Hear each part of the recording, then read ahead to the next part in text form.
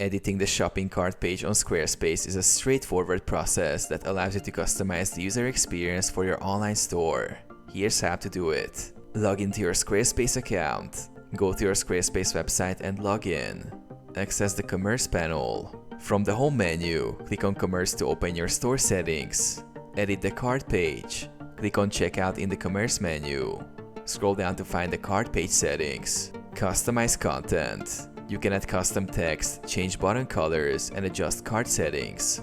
Look for sections where you can add promotional messages, offer discounts, or provide shipping information. Use the options available to enable or disable features such as show related products or allow customers to update quantity. Adjust styling. To further customize the look of your cart page, go to Design, Custom CSS to add specific styles or modifications to your cart layout.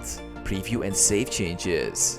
Preview your changes and ensure everything looks good on both desktop and mobile views. Once satisfied, click Save to apply the changes.